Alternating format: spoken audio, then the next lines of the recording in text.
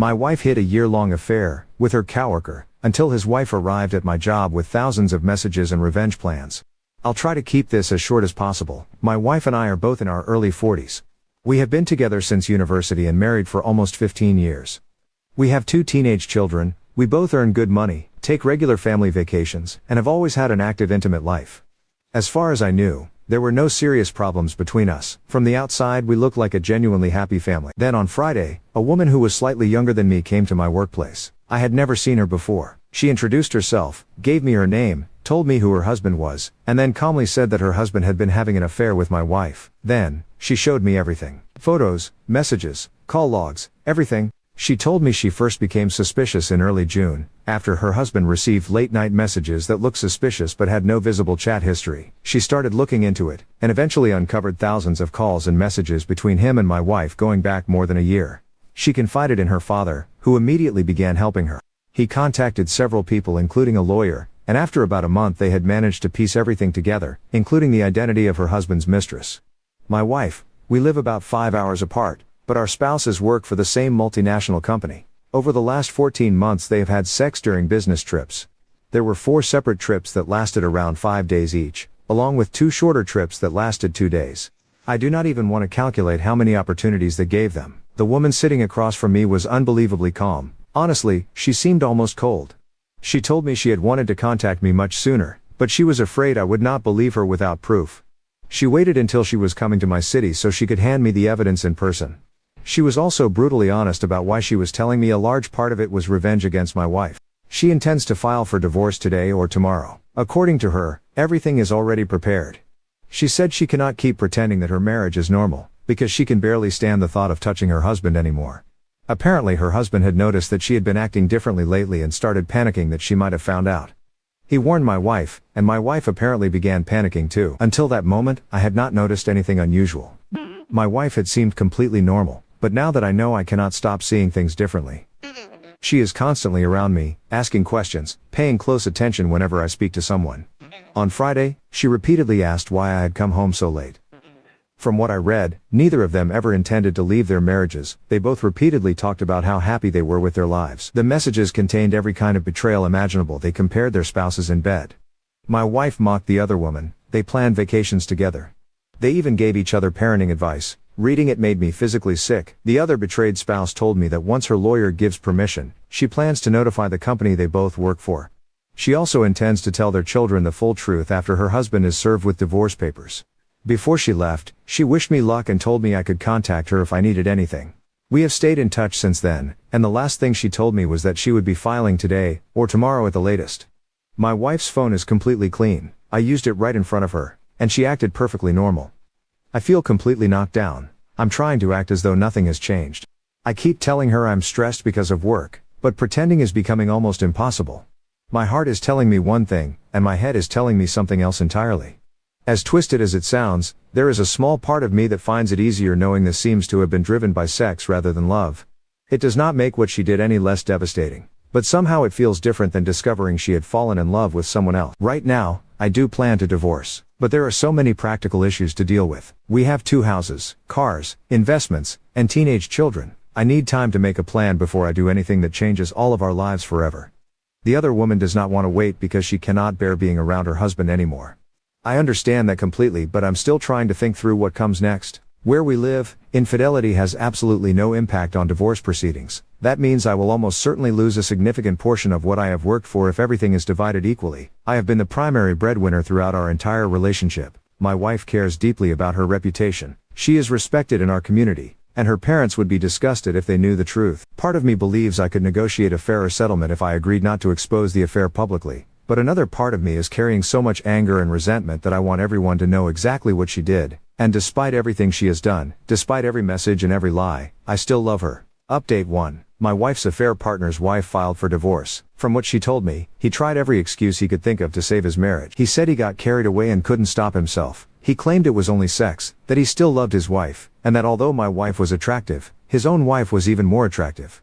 He promised he would do anything to fix what he had done. He swore he would never speak to my wife again, that there would be no more business trips, and that everything would change. None of it mattered to her. She told him to leave the house. At first he refused, but she threatened to tell everyone at their workplace about the affair. That was what finally made him go. She kept me informed as everything unfolded, and by the time I came home, I already knew what was happening on her side. The moment I walked in, I could tell my wife was acting differently. She was extremely nervous, barely holding herself together, and looked like she might burst into tears at any second. On Tuesday evening she finally confessed everything. By then, I had already met with my lawyer twice, although my wife has no idea about either meeting. My lawyer asked me not to tell my wife anything more for a few days while she gets everything prepared. She believes I have a strong claim to approximately an additional 20% of the equity in our house because part of the purchase price came from money my parents gave me. She also brought up several issues involving our investments and stock holdings that need to be reviewed.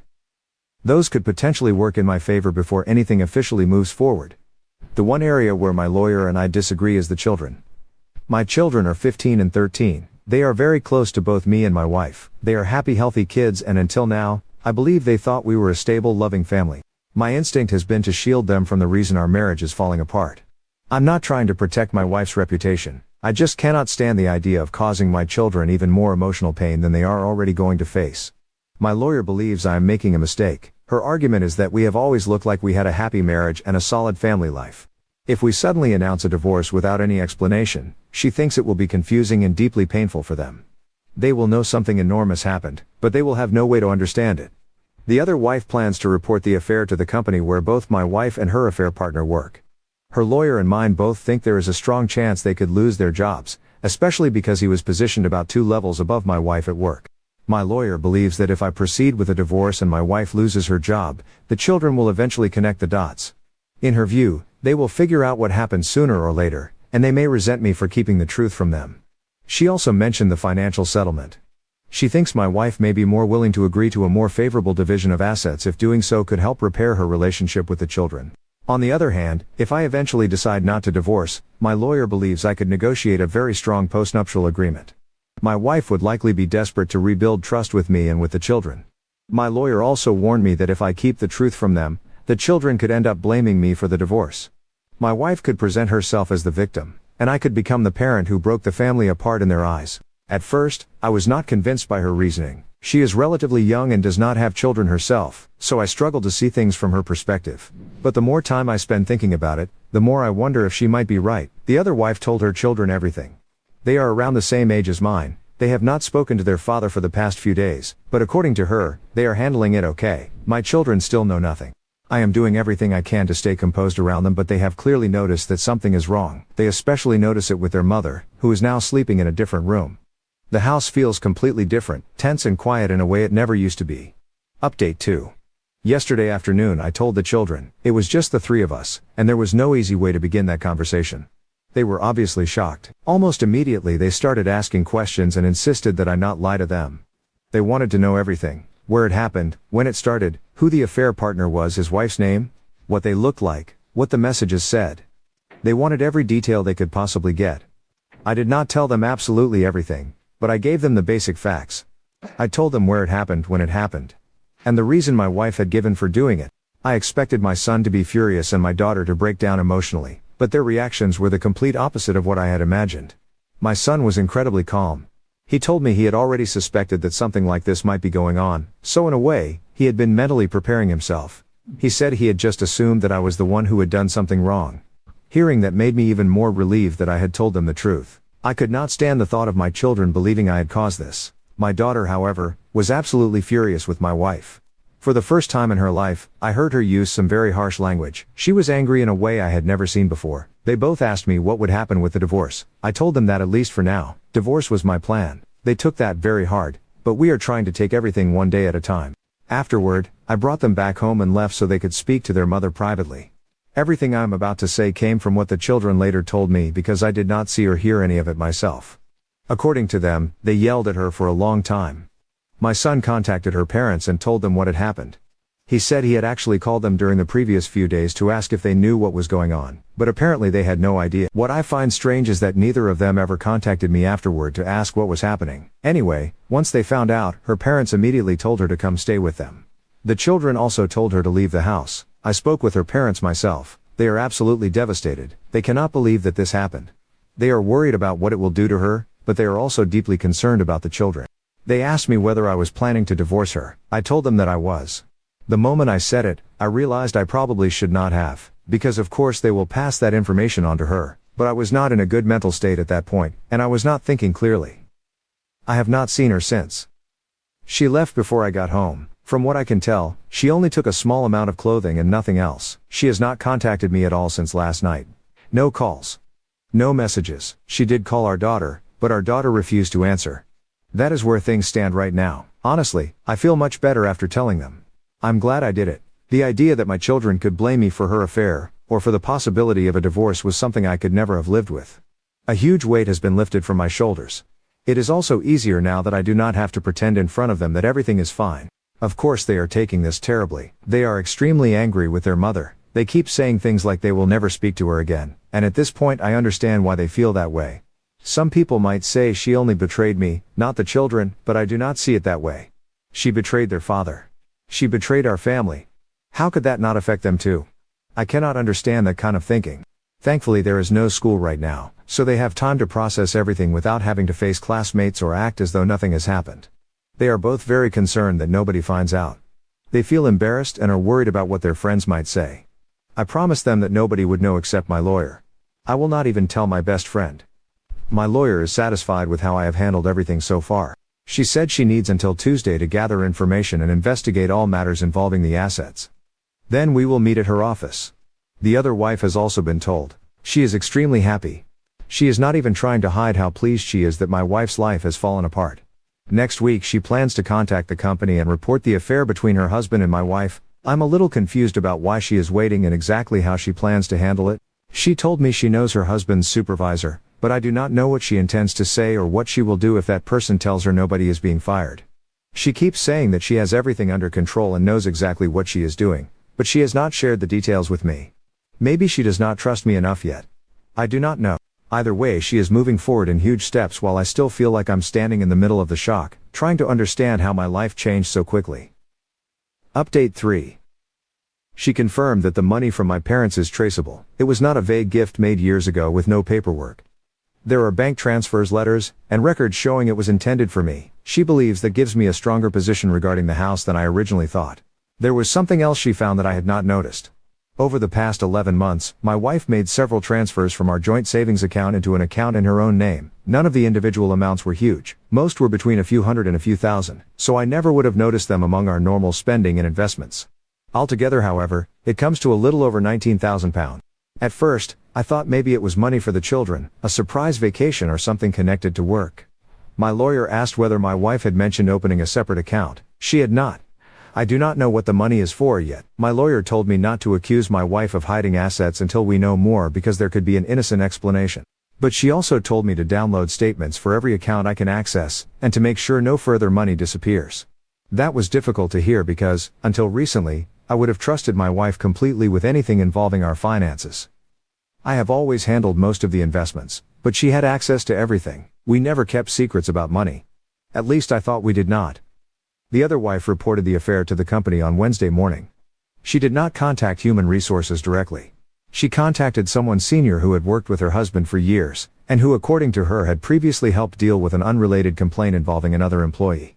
She sent copies of the messages, travel records, and enough information to establish that there had been a relationship between a manager and someone below him. By Wednesday afternoon, both her husband and my wife had been told not to come into work while the company investigates. My wife finally contacted me after that. She sent a long email rather than a message. I think she knew I would not answer the phone. She said she was sorry, that she knew apologies meant nothing at this point, and that she had destroyed our family. She said the affair had ended before I found out, which I do not believe, because the messages I saw continued until very recently. She also said she had never intended to leave me or the children, and that she had convinced herself she could keep the affair separate from the rest of her life. She wrote that she had been ashamed every day, but instead of stopping, she kept finding reasons to continue. The part that bothered me most was that she said she had planned to tell me eventually. I do not know when that was supposed to happen. After another trip? After another year? After the children had left home? She had more than a year to tell me, and she did not do it until she realized the other wife was about to expose her. She asked whether she could come to the house and speak to the children. I did not answer the email straight away. I asked both children what they wanted. My daughter said no immediately. She said she did not want to see her mother, speak to her or hear her apologize. My son was quieter. He said he wanted to see her, but only if I was there, and only if she answered his questions honestly. I told my wife that she could come on Thursday evening for an hour. I made it clear that she was not coming back to stay and that this was only for the children. She arrived early and sat in her car outside for nearly 20 minutes before coming to the door. When she came in, she looked completely different from the woman who had left the house a week earlier. She had barely slept, she was crying before she had even taken off her coat, and she kept trying to hug the children. My daughter stepped away from her. My son did not. He sat across from her at the dining table and asked her whether she loved the other man. She said no. He asked why she had done it if she did not love him. She said she did not have an answer that would make sense to him. Then he asked her whether she had ever laughed about me with the other man. She froze. I had not told the children that part. I had told them there were messages, but not what was in them. My son said he knew there had to be messages because that was how the other wife had found out. He said he wanted to know whether his mother had made fun of me. My wife did not answer him directly. She started crying and said she had said things she was deeply ashamed of. That was enough for him. He stood up, went upstairs, and locked himself in his room. My daughter followed him a few minutes later. My wife stayed at the table, crying quietly. She asked me whether I hated her. I told her that was not a conversation I was willing to have. Before she left, I asked her about the money transfers. She looked genuinely confused at first, then said the money was still there. She said she had moved it because she was afraid I would leave her once the affair came out, and she did not know what would happen financially. She said she had not spent it on the affair or on him. She offered to send me the account details immediately. I told her to send them through my lawyer. She became very quiet after that. I think that was the moment she understood that I had already taken legal advice. This morning, my lawyer received an email from my wife's solicitor. My wife has hired someone. Her solicitor wants to arrange an urgent meeting about the house, the children, and temporary financial arrangements, while the company investigation is ongoing. My lawyer called me just before lunch to tell me that my wife's solicitor included one other detail in the email. My wife has been asked to attend a meeting with the company tomorrow morning. Her affair partner has been asked to attend one at the same time, separately. Update 4. The meeting lasted nearly 3 hours. She was told that the company had found enough evidence to begin a formal disciplinary process. They had reviewed the travel records, the reporting structure between her and the other man, and some of the messages that had been sent to them. She was asked directly whether there had been a sexual relationship during company trips. She admitted that there had been according to her email. She was then asked whether he had ever influenced decisions involving her work, travel performance reviews, expenses or future opportunities within the company. She said no, I have no idea whether that is true. I do know that he was senior enough to have influence, even if he was not technically her direct manager. She has been suspended on full pay while they continue their investigation. She has been told not to contact anyone from work other than human resources, including the other man. Her affair partner was also suspended. The other wife told me he came out of his meeting furious and immediately accused her of trying to destroy his career. Apparently he still believes the company will see reason because they were both consenting adults and their work performance was not affected. That seems to be the line both of them are taking. It was private, it was consensual. It had nothing to do with work. I do not know how they can say that after using 6 business trips, company-paid hotels, work phones, work schedules, and a power imbalance that was obvious enough for the company to suspend them both within hours. My wife's solicitor contacted mine later that day. They want a temporary arrangement in place quickly because my wife is currently staying with her parents and has no idea what will happen with her job. She wants access to the children, some money from the joint account for living expenses, and a discussion about whether she can return to the house at some point.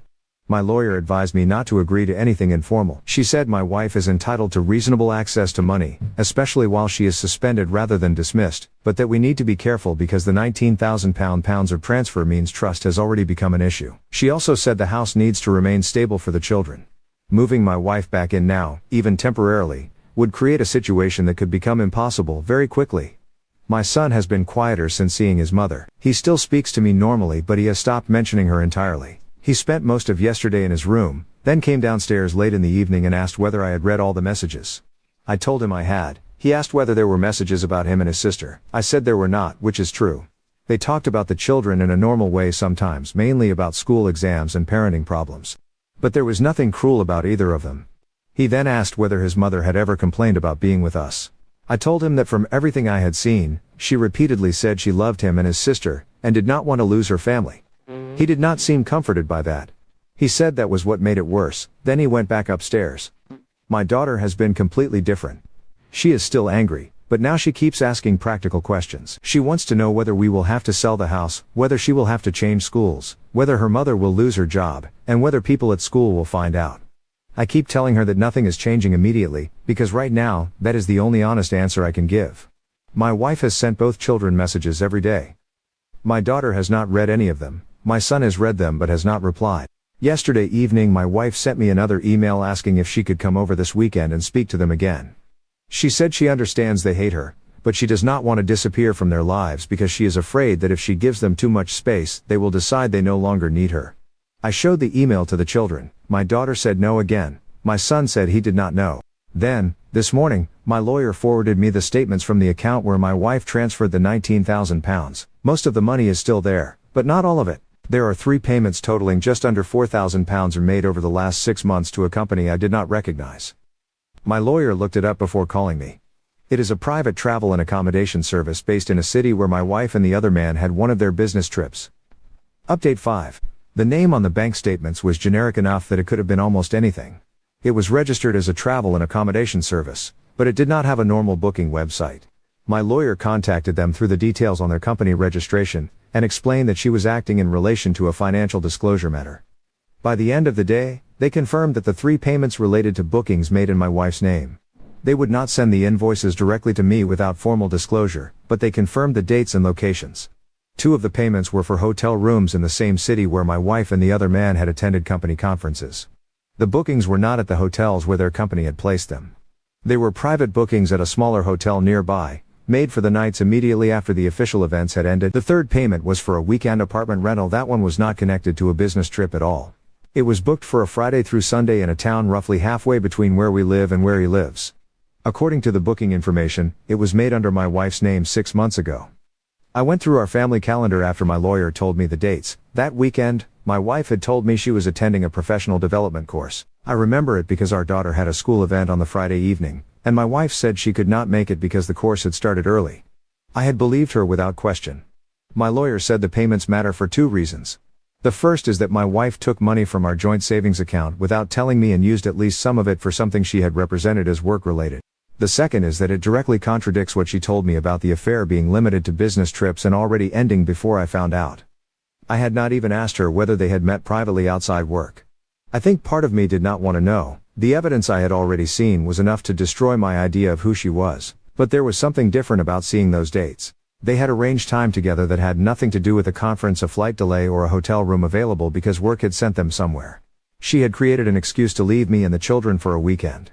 My lawyer asked whether I wanted her to put the information to my wife's solicitor immediately. I said yes. The response came the following afternoon.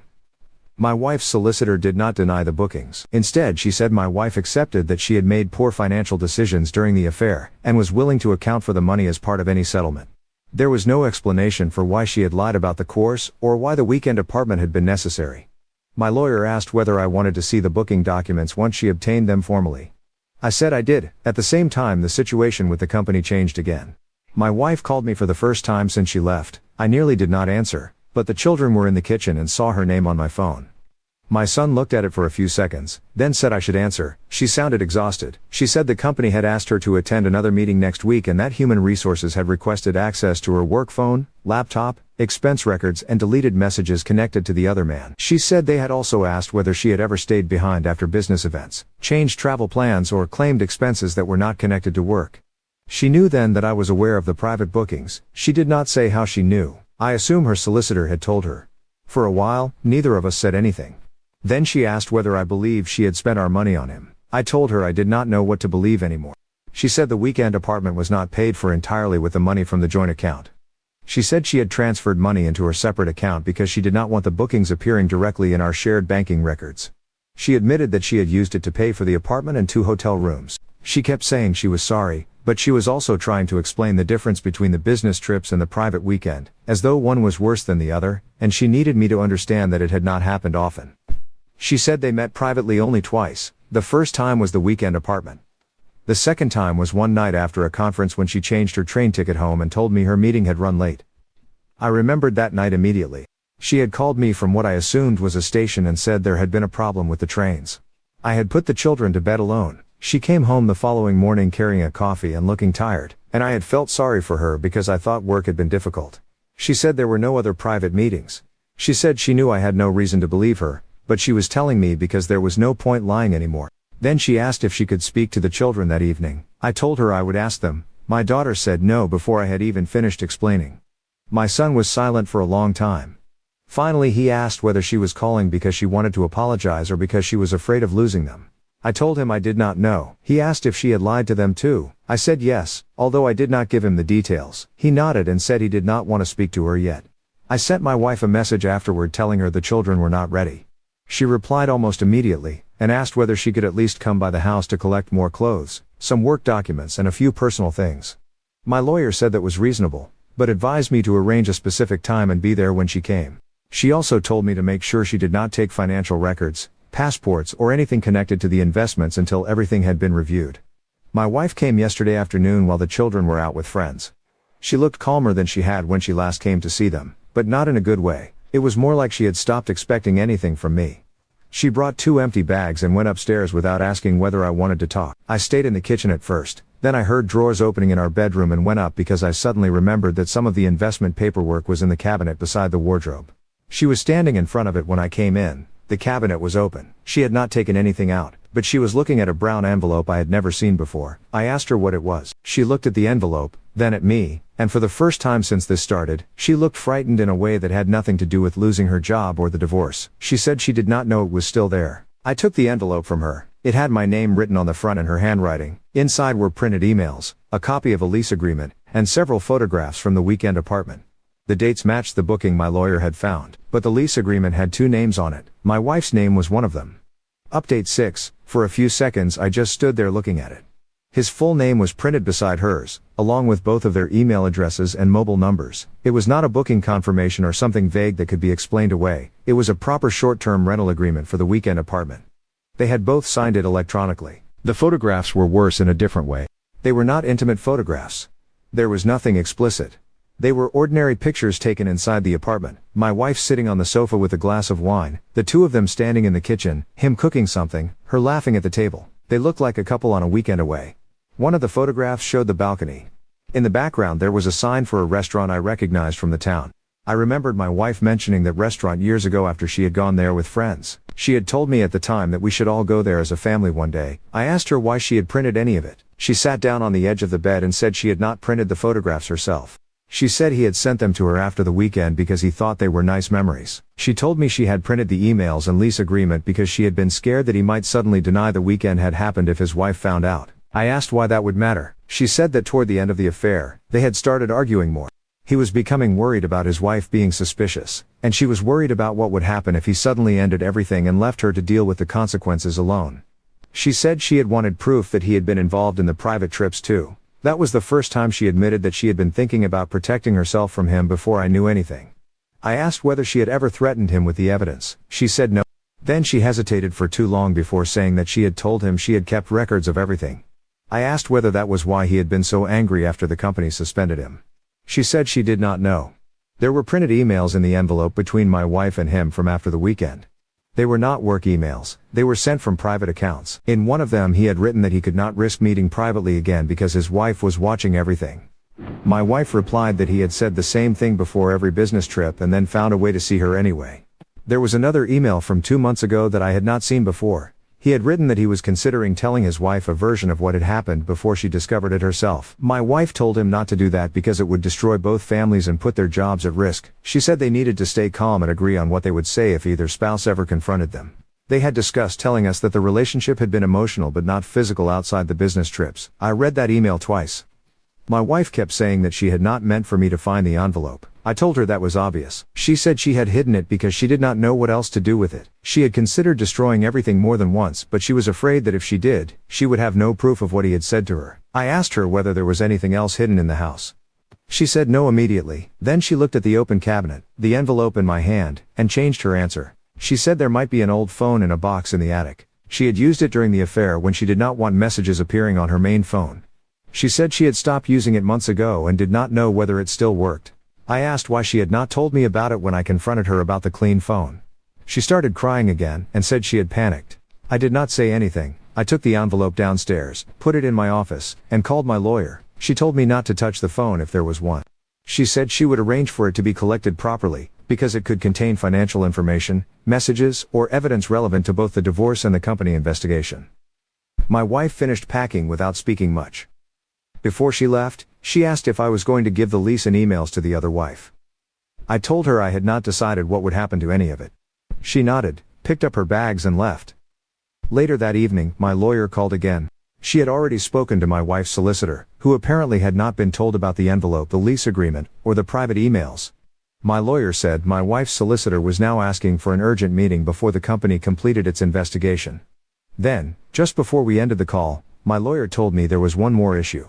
The company had contacted my wife's solicitor that afternoon. They had found a separate expense claim submitted by my wife after one of the conferences. It was for a train ticket home. Update 7, the train ticket was for the morning after the conference ended. The company had paid for my wife to travel home that evening, but she submitted an expense claim saying she had needed to change her journey because a meeting had run late.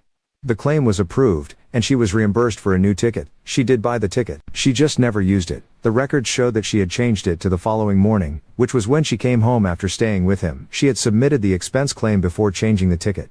The company also found that the hotel invoice from that trip had been altered. Her official hotel booking ended on the final night of the conference. The private hotel booking began that same night. She had claimed a taxi between the two hotels as a work-related journey. It was not a huge amount of money, altogether it was under £400. But it made the situation much worse, because it was clear evidence that she had used company money and company systems to hide a private meeting with him. My lawyer arranged for someone to collect the old phone from the attic the following morning. It was in a box underneath Christmas decorations and old school paperwork. My wife had told me it might not work, but it did. It was an old phone with a prepaid SIM card. There were no contacts saved under real names. His number was stored under the name of a woman neither of us knew. There were messages going back almost the entire length of the affair.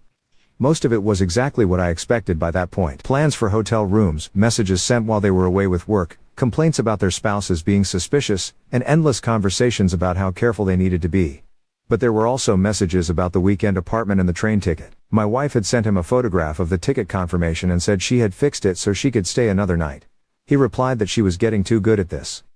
There were messages about money too. Not money she had given him directly, but discussions about which account she should use for the bookings and whether either of them could put expenses through work without attracting attention. He told her not to use the joint account because your husband will notice eventually. She replied that I never checked it closely enough. My lawyer sent the relevant material to my wife's solicitor. She also sent copies to the company because the messages directly related to their investigation. I did not send anything to the other wife myself. By that point she had enough evidence of her own, and I did not want to become involved in whatever was happening between her and her husband. The company completed its investigation 2 weeks later.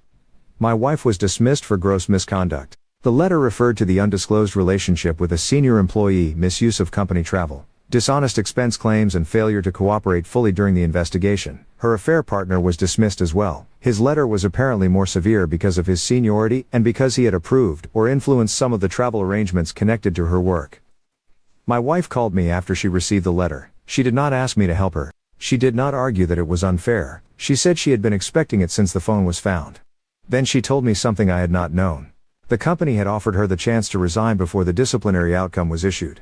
Her solicitor had advised her to take it. She refused because she said she was tired of pretending she had chosen what happened. I did not know what to say to that, so I said nothing. The divorce moved much faster after that.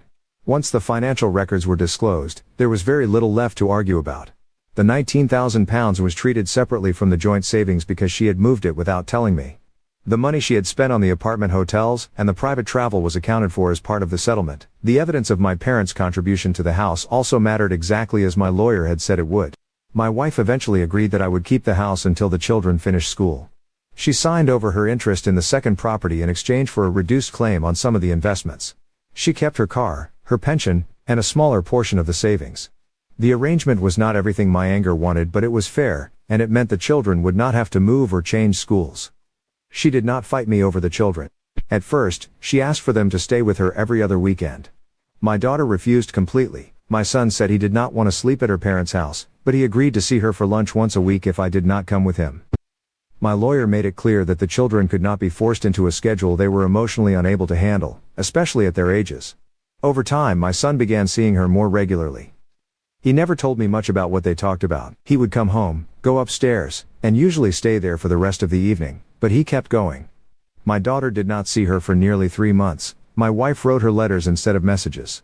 She gave them to me in sealed envelopes and asked me to pass them on only if I thought it was appropriate. I left them on my daughter's desk without saying anything. For weeks they stayed exactly where I put them. Then one evening, I saw that they were gone. A few days later, my daughter came downstairs while I was making dinner, and asked if I could drive her to her grandparents' house on Saturday. She said she wanted to see her mother but did not want to be alone with her yet. I drove her there and waited in the car outside for almost 2 hours. The other wife's divorce was finalized before ours. Her husband moved into a rented flat near his office, although he no longer had the job that had brought him there. She told me that he had tried to contact my wife after the company dismissed them both. My wife did not respond. Her solicitor later confirmed that she had changed her number and blocked him everywhere after the investigation ended. My wife found a new job several months later. It paid much less than her old one and had nothing to do with travel. She moved out of her parents' house and rented a small flat near the children's school. She did not ask to come back to our house again. The divorce decree arrived last week. My wife came over yesterday to sign the final paperwork in front of the solicitor. The children were both home. My son stayed in the living room but did not speak to her. My daughter came downstairs after the documents had been signed.